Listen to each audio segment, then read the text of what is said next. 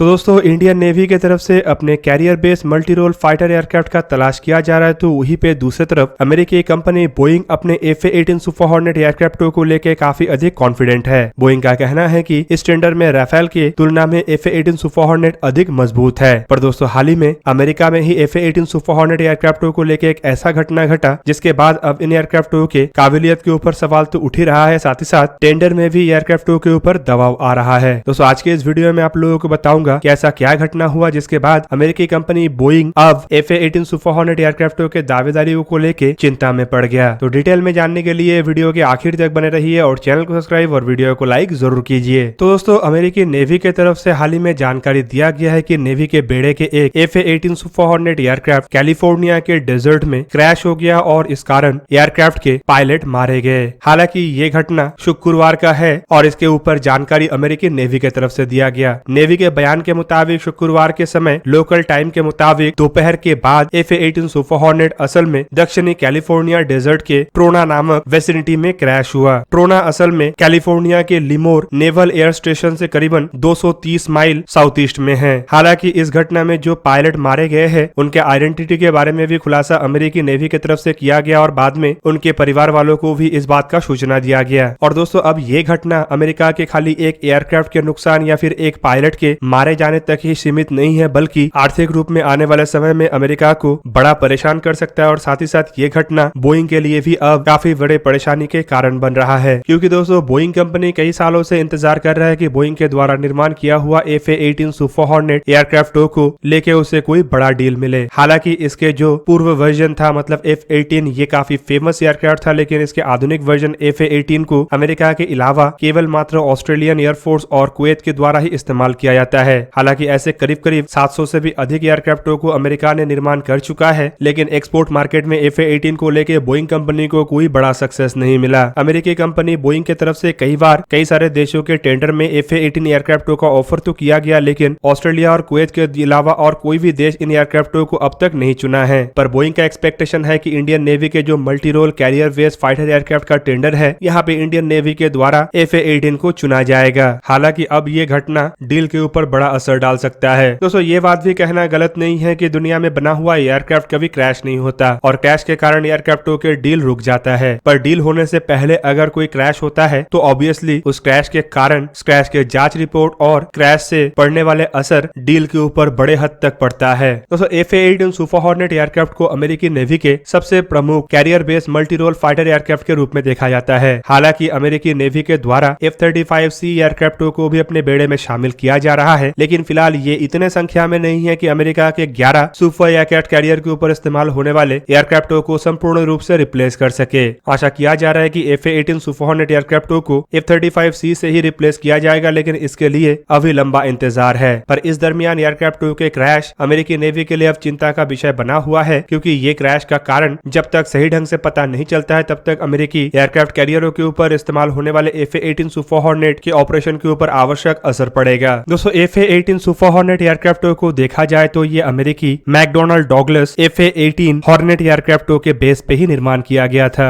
हालांकि हॉर्नेट एयरक्राफ्टों के जैसे इन एयरक्राफ्टों को इतना अधिक प्रसिद्ध नहीं मिला, पर अगर एयरक्राफ्टों के बनाने के मकसद को देखा जाए तो ये सिंपली अमेरिकी नेवी के F-14 एयरक्राफ्टों को रिप्लेस करने के लिए था। हालांकि एयरक्राफ्टों ने अपना पहला उड़ान 1995 में भरा, लेकिन इसे इंट्रोड्यूस 1999 में किया गया और इसके IOC वेरिएंट को साल 2001 में अमेरिकी नेवी के बेड़े में शामिल किया गया। तो सिंपली इस टाइमलाइन से आप लोगों को पता चल रहा होगा कि ये एयरक्राफ्ट MiG-29 एयरक्राफ्टों को काउंटर करने के लिए ही बनाया गया था। वहीं पे अगर राफेल एयरक्राफ्टों को देखा जाए तो ये FA-18 सुपर हॉर्नेट एयरक्राफ्टों के बाद आया। तो साल 2001 से लेके अब तक अमेरिका की तरफ से कई बार एयरक्राफ्टों को एक्सपोर्ट करने का प्रयास किया गया, लेकिन हर बार अमेरिका को विफलता का सामना करना पड़ा और इनमें ज्यादातर प्रयास में अमेरिकी FA-18 सुपर हॉर्नेट को आइदर लॉकहीड मार्टिन कंपनी की तरफ से निर्माण किया हुआ एयरक्राफ्टों से हार मानना पड़ा या फिर डैसॉल्ट एविएशन के राफेल और JS-39 ग्राइफिन जैसे एयरक्राफ्टों से। ऐसे डीलों में बेल्जियम की तरफ से भी FA-18 खरीदने का इरादा बनाया गया था, लेकिन बाद में बेल्जियम के द्वारा F-35 और F-16 एयरक्राफ्टों को खरीद के अपनी आवश्यकताओं को पूरा किया गया। ब्राजील ने भी FA-18 खरीदने का इरादा बनाया, लेकिन आखिरकार ब्राजील की तरफ से JS-39 एयरक्राफ्टों को खरीदा गया। कनाडा की तरफ से FA-18 के जगह में लॉकहीड मार्टिन F-35 एयरक्राफ्टों को खरीदा गया, जबकि डेनमार्क की तरफ से भी इसी तरीके के घटना को अंजाम दिया गया। फिनलैंड ने भी F-18 के जगह में अमेरिका से लॉकहीड मार्टिन F-35 एयरक्राफ्ट को खरीदा और पोलैंड ने भी F-35 को ही अधिक तरजीह दिया। इवन दोस्तों अगर देखा जाए तो यूनाइटेड स्टेट मरीन कोर की तरफ से भी F-18 सुपर हॉर्नेट के ऑफर को ठुकराते हुए F-35 एयरक्राफ्ट को खरीदा गया। जबकि इसके अलावा अमेरिका का फिलहाल एक्सपेक्टेशन है कि Germany, Malaysia, Spain, Switzerland, India, United Arab अमीरात, बुल्गारिया, कोरिया जैसे देश इन एयरक्राफ्टों को खरीदे। पर इनमें भी अगर संभावनाओं को देखा जाए तो जर्मनी अधिक इंटरेस्टेड है F-35 और यूरोफाइटर टाइफून को लेके।